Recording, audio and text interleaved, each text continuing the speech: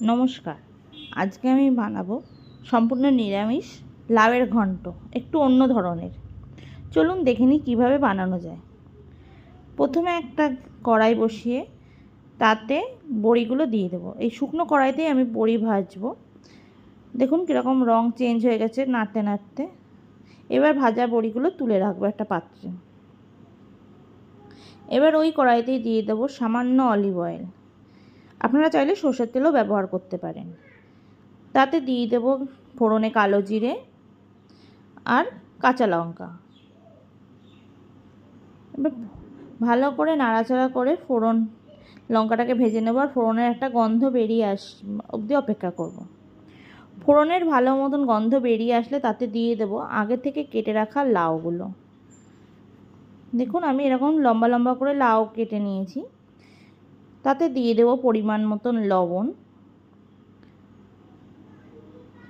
পরিমাণ মতন হলুদ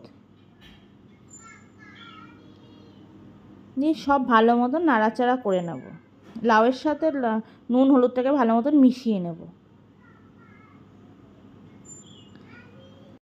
ভালো মতন মেশানো হয়ে গেলে আগে থেকে শুকনো কড়াইতে ভেজে রেখেছিলাম মুগ ডাল।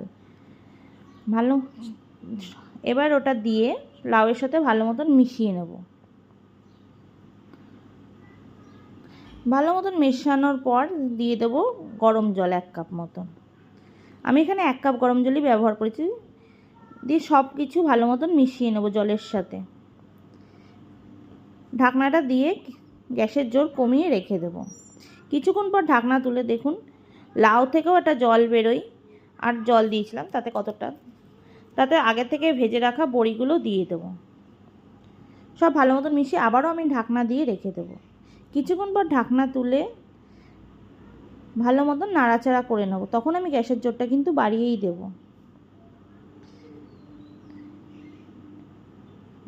ভালো মতো নাড়াচাড়া করে জল শুকানো অবধি অপেক্ষা করতে হবে। সামান্য নুন দিয়েছিলাম, তা একটু নুন আর একটু সামান্য মিষ্টিও দিয়ে দিলাম।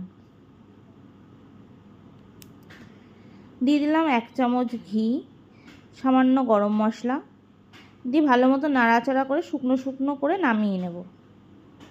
দেখুন তৈরি আমার, নামিয়ে নিলাম। এটা তৈরি আমার লাউয়ের ঘন্ট। এটা খেতে কিন্তু দারুণ স্বাদের হয়। এই দিয়ে 1 থাল ভাত হামেশাই খাওয়া